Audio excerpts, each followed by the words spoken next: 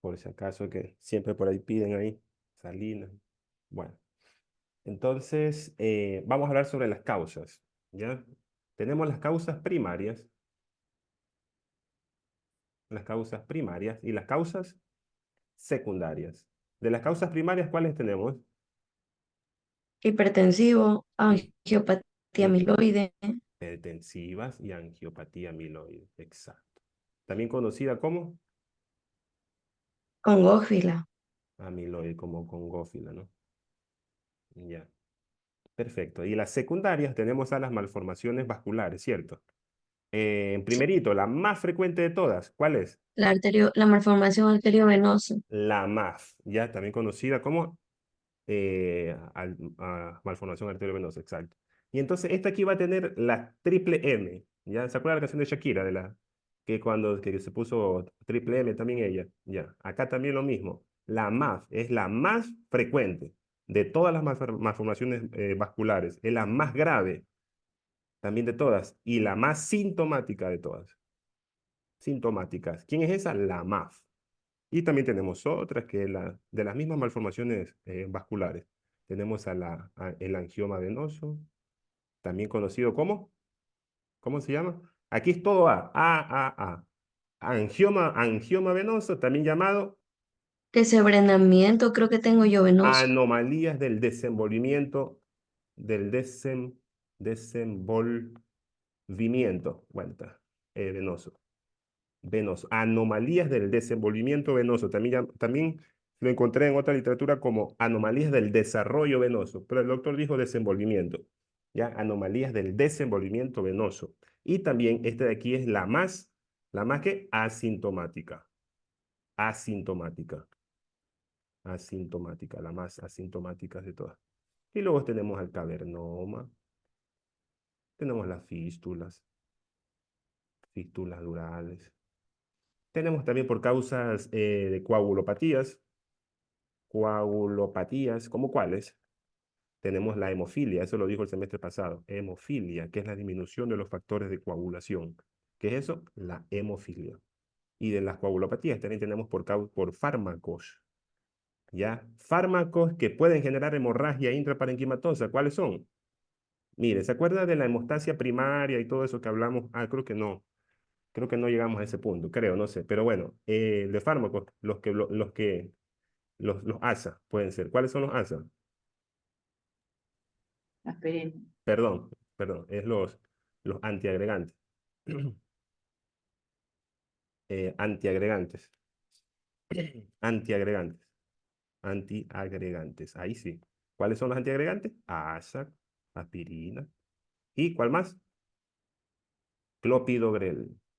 Clopidogrel.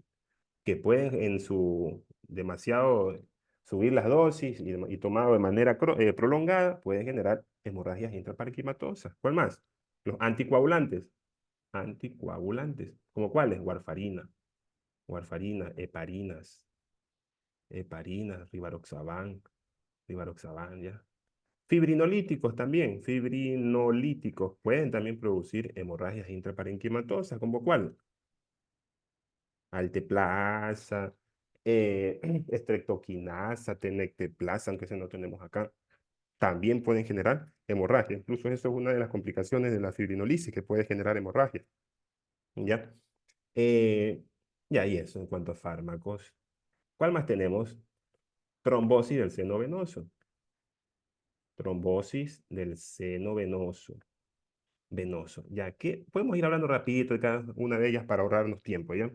El cavernoma, por ejemplo, cavernoma, tenemos aquí el cerebro, es como que se forma un cerebro, siempre hay un hermano que es el más antisocial de la familia, ¿ya?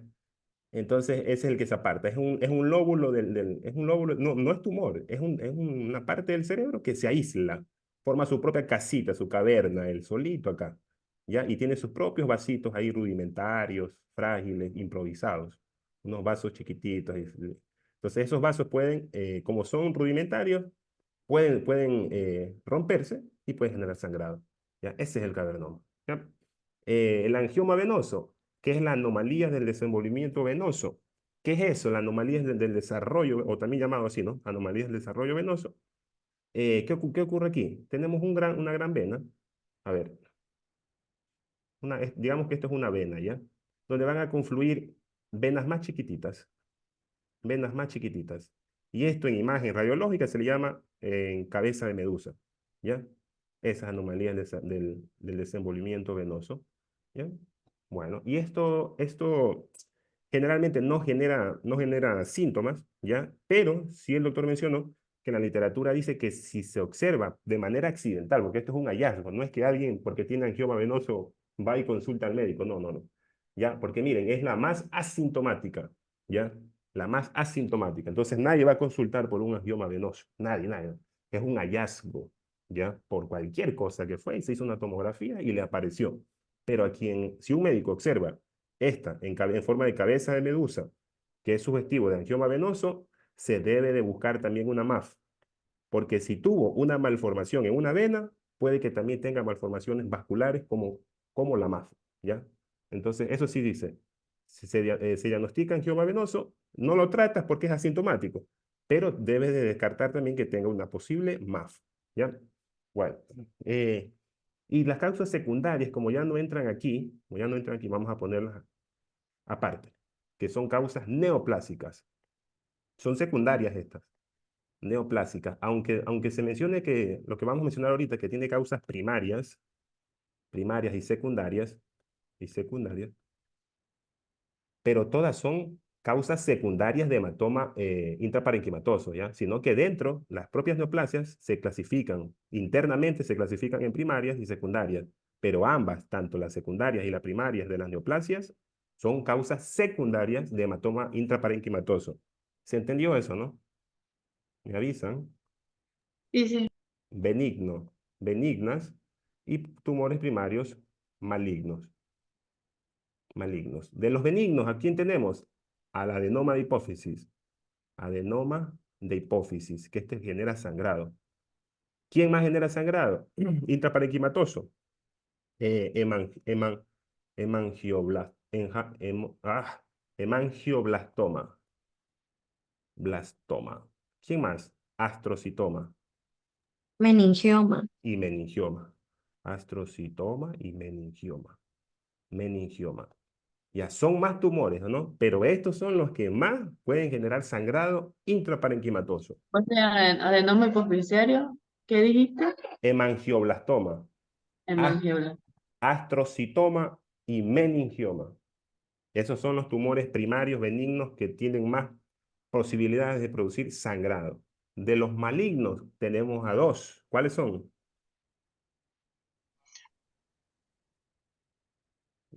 Y méduloblastoma. Glioblastoma, que es en adultos. Este es a adultos, el más frecuente en adultos, que eso ya lo vamos a hablar mañana si todo sale bien. Y el méduloblastoma, que es más frecuente en niños, ¿ya? Son tumores que sangran, malignos, primarios, pero igual, ojo, repito, son causas secundarias de hemorragia intraparenquimatosa. Y las secundarias, ¿a quién tenemos? A la metástasis, metástasis.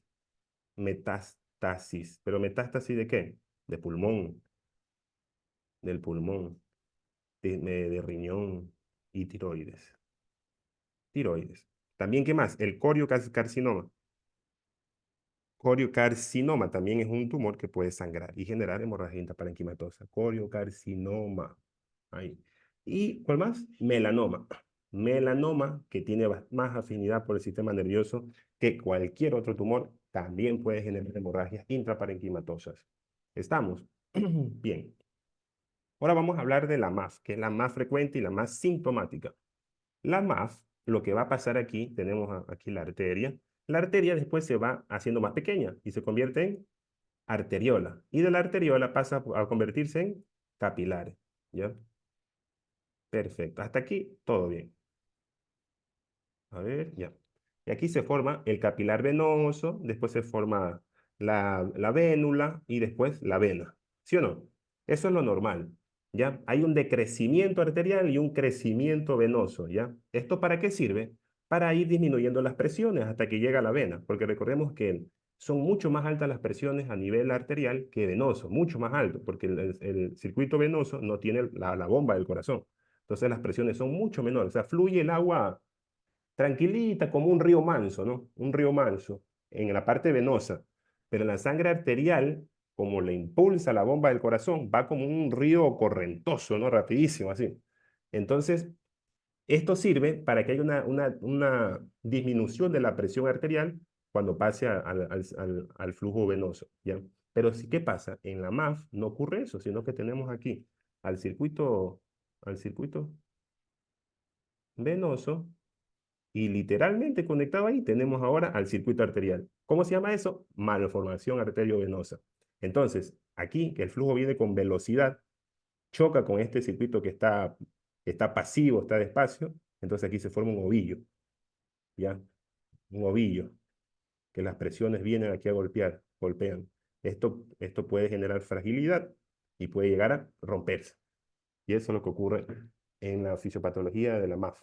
Sangra, ¿ya? Esto es más frecuente en adultos. ¿O en quién? En jóvenes. Esto es más frecuente en jóvenes. Ya, la angiopatía amiloide es más frecuente en adultos. Angiopatía amiloide. ¿Qué pasa en la angiopatía amiloide? Angiopatía amiloide. Amiloide. Aquí tenemos los vasos y tenemos aquí una proteína. La proteína, ¿cómo se llama esa proteína? La beta amiloide. La beta amiloide, que es un signo de envejecimiento. ¿Ya?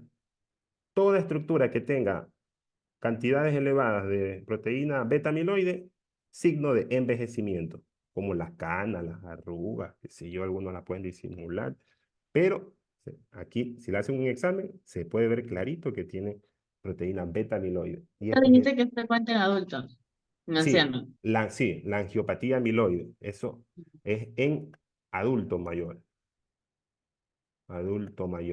mayor de 60 años. ¿Ya? Entonces, esta proteína, como es proteína de envejecimiento, va a debilitar las paredes de los vasos y no necesita la presión alta. La única cosa que tiene que tener es que sea adulto mayor, ¿ya? Porque la presión puede estar bien, pero de pronto, como estaba débil esto, se abrió y sangró, ¿ya? ¿Cómo se llama eso? Angiopatía amiloide. Y bueno, ahora, en las hipertensivas, que esas son las más frecuentes, las que más nos vamos a encontrar, las causas hipertensivas. Hipertensivas, ¿ya? Hay 4 posiciones típicas, ¿ya? Que si uno en la radiografía, si nosotros vemos que esa hemorragia intraparenquimatosa está en alguna de estos 4 lugares que vamos a mencionar, eso, fírmalo, es hemorragia intraparenquimatosa de tipo hipertensiva. Entonces, ¿cuáles son esos 4 lugares? ¿Cuáles son? ¿Aló? Lenticular. Sí están, ¿no? Sí, Sí, por esta Tálamo, parte no la tengo. tálamo. ¿Qué más? Cerebelo. Cerebelo y puente. Y puente. Entonces, mire, aquí se pueden generar. ¿Cuál es la fisiopatología de esto? Que se generan no aneurismas, porque los aneurismas son así, ¿no? Más o menos. Que ya, bueno, ya mismo vamos a hablar de ellos. Pero acá son chiquititos, son chiquititos, chiquititos, chiquititos, chiquititos, son chiquititos. Así, ¿ya? Se llaman microaneurismas, ¿ya? Son chiquititos. Y como los descubrió Charcot y Bouchard, se llaman microaneurismas, microaneurismas de Charcot y Bouchard. Bouchard, creo que así se escribe, ¿ya? De Charcot y Bouchard. Así.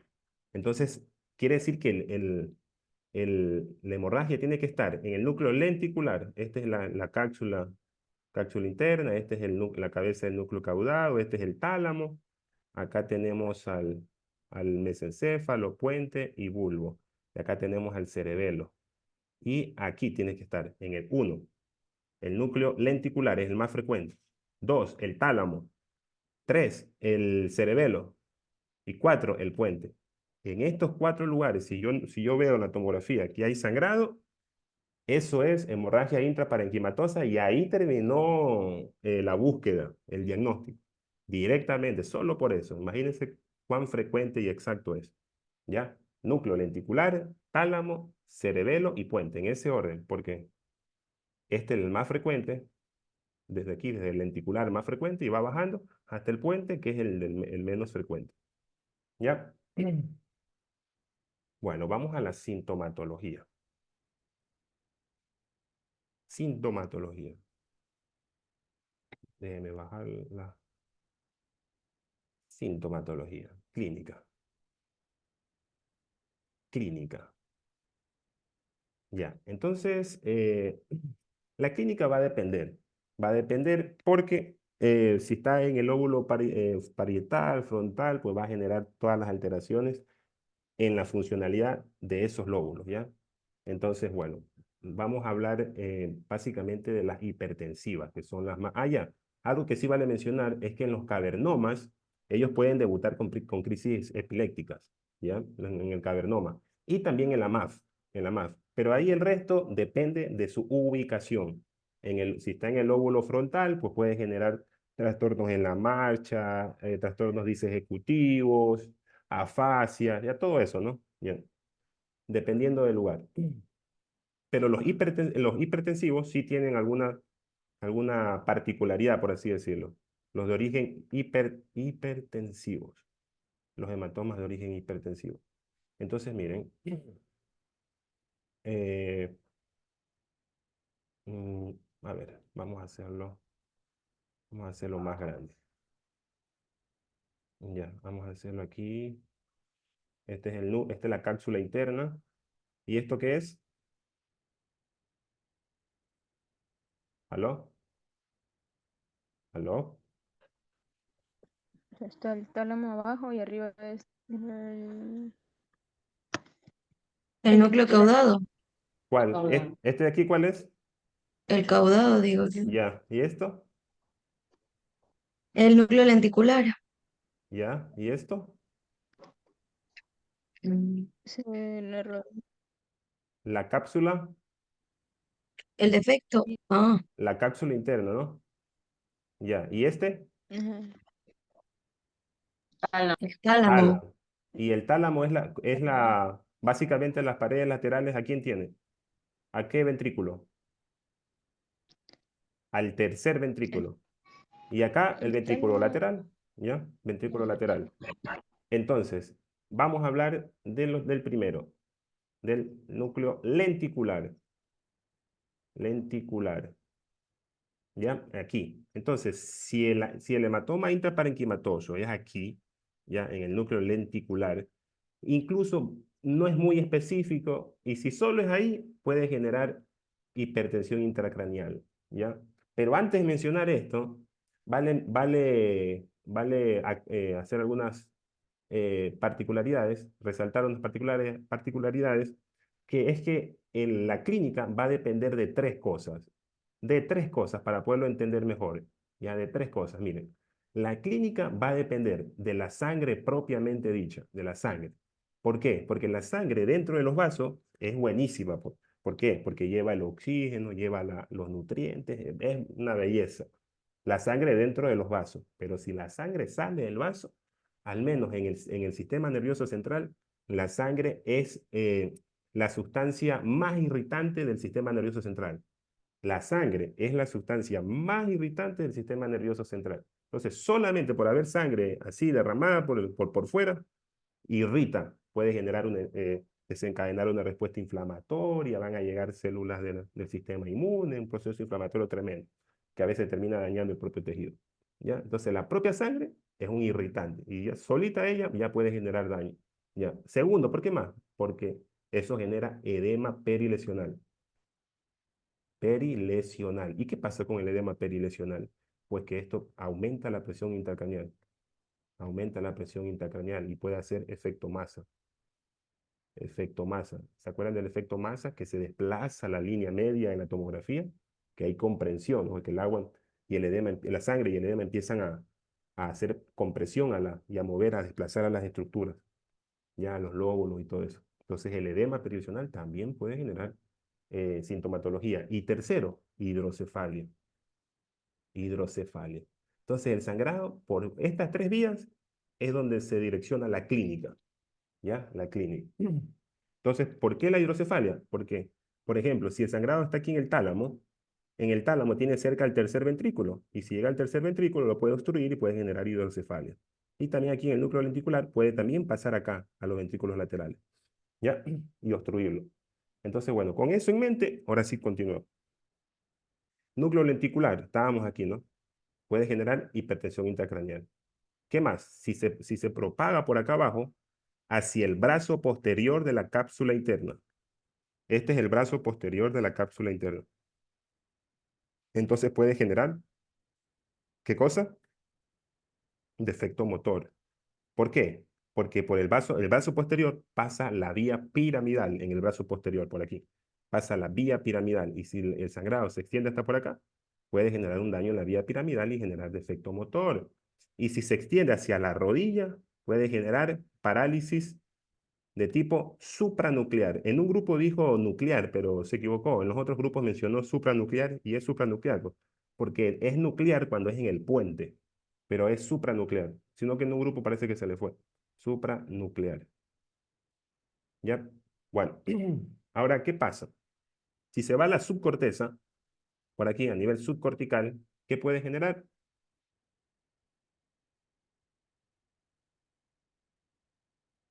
Deterioro del nivel de conciencia.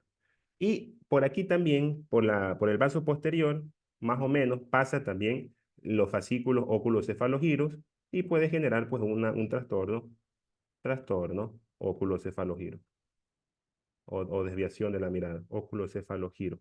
Pero en este caso se va a ir la mirada ¿hacia dónde? Hacia la lesión. ¿Ya? En una de epilepsia mencionábamos que se iban contrario a la lesión, pero aquí se va, miren, mira la lesión. ¿Ya? En el núcleo, cuando hay una hemorragia en el núcleo lenticular. Entonces, básicamente eso es todo en cuanto al núcleo lenticular. Ahora, la segunda, ¿cuál es la segunda más frecuente? Tálamo, el tálamo. Aló, sí estamos, ¿no? El tálamo, Sí, acá, el tálamo. Y básicamente es lo mismo, exceptuando la parte sensitiva, porque en el tálamo están los fascículos espinotalámico, trigeminotalámico, que son fascículos sensitivos. Entonces puede generar hipo, hipo o anestesia, trastornos, también puede generar al revés, hiperestesia, alodinia, que ya vimos, que era presentar dolor por cosas que no tienen que presentar dolor. También por aquí está la sustancia reticular y por lo tanto va a generar deterioro del nivel de conciencia, nivel de conciencia. También si sube acá arriba, pues inicia aquí, ¿no? Inicia en el tálamo, pero si sube un poquito puede también afectar la vía piramidal y generar defecto motor. Y si se va hacia la rodilla, ¿qué generaba si se va a la rodilla? Parálisis supranuclear, supranuclear, ojo, y defecto motor, nada más, ¿ya?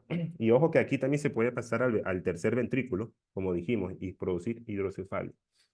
Y ya, eso en cuanto a estas dos. Pasamos, sí, al cerebelo. ya, exacto. Ahora vamos al cerebelo, pero para ello vamos a hacer este dibujito. Vamos a dibujar el mesencéfalo, puente y bulbo. Y acá vamos a hacerlo al cerebelo, como que está lateral, como que él está mirando para acá, digamos. Entonces, aquí, ¿qué ventrículo tenemos? Al cuarto ventrículo, ¿ya? Entre el puente y el cerebelo está sentado el cuarto ventrículo, aquí, ¿ya? Entonces, sigue el cerebelo. Si hay una hemorragia aquí. Tercero, cerebelo, cerebelo. Entonces, ¿qué puede generar? Síndrome berniano. ¿Qué era el síndrome berniano? Berniano.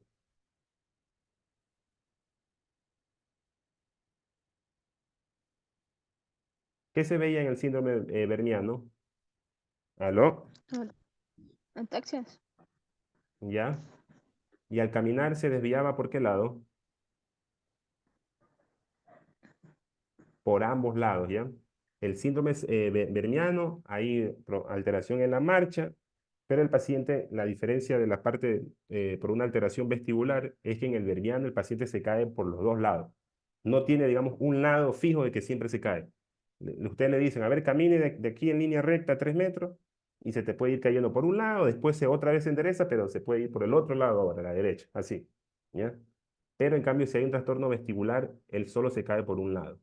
Pero en cambio acá, si es vermiano, es por los dos lados. ¿Ya? Y los síndromes hemisféricos cerebelosos, que ya sabemos, dismetría, disdiadococinesia, todo eso, ¿no? Bueno, ahora, estos son infratentoriales, los dos que vamos a hablar ahora. Infratentoriales. Los dos que hablamos ahora, los dos primeritos que hablamos, son supratentoriales. ¿Qué es el tentorio? El tentorio está más o menos al nivel del mesencéfalo. Este es el mesencéfalo. Y el tentorio está ahí más o menos, a ese nivel. Por eso que lesiones en el mesencéfalo son transtentoriales. Transtentoriales, porque están en toda la transición, por así decirlo, ¿no? De supratentorial a infratentorial. Este es el tentorio. Entonces, como vamos a hablar del puente y del cerebelo, estas son infratentoriales. ¿Ya? Ahora vamos a la cuarta. La cuarta, ¿qué era? Puente. Puente, en el puente. Entonces, ¿aquí qué puede generar? Coma pontino. Pontino. ¿Ya? Casi que estos pacientes cursan es con coma pontino. ¿Y qué característica tiene el coma pontino? ¿Ya? ¿Qué característica tiene? Eso lo mencionó el semestre pasado. ¿Qué puede generar? ¿Ya? Hay ausencia del reflejo fotomotor. Fotomotor. ¿Ausencia de qué más? Del reflejo corneal. Corneal. ¿Ausencia de qué? El reflejo óculo-cefalogiro. Cefalogiro. Y si está presente, aún se pueden presentar, están presentes el reflejo emético y el reflejo tusígeno, que eso eran en el bulbo. Entonces, y también va a presentar una postura de extensión anormal. Extensión anormal. Anormal. ¿Ya? Estas son las ¿Qué características. dijiste? Que presenta tu signo antes de eso que dijiste. Reflejo Emético. emético. Ah, Emético. Reflejo emético conservado. Y el reflejo tusígeno también. El reflejo corneal, hay hasta ausencia del reflejo corneal, reflejo fotomotor, el oculocefalogiro y todos estos. Y presenta una postura de extensión anormal.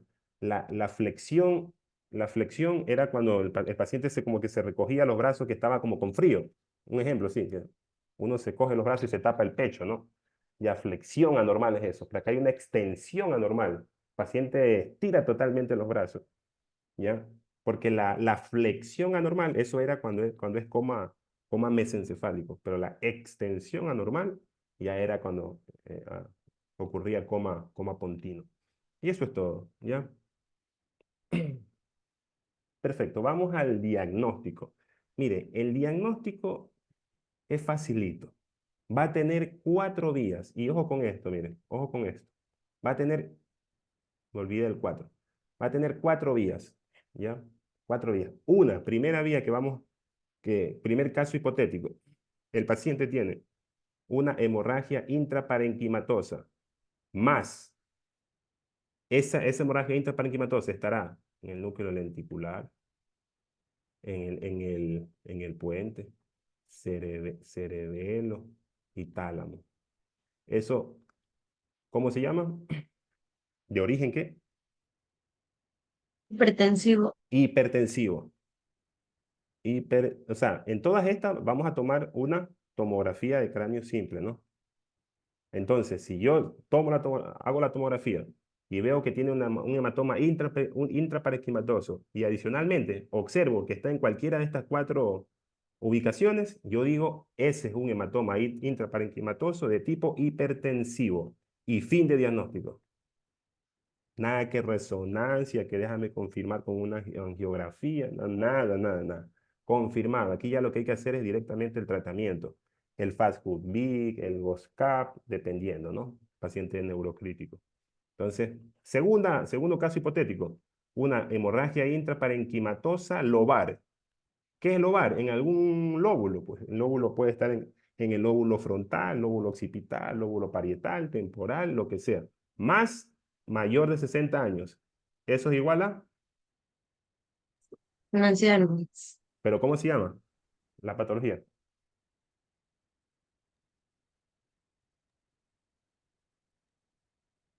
¿Aló? ¿Cómo se llama? Rango, no sé. No sé, me quedé en blanco. Angiopatía amiloide. Esa, angiopatía amiloide. Amiloide, ¿ya? Esa es la única de la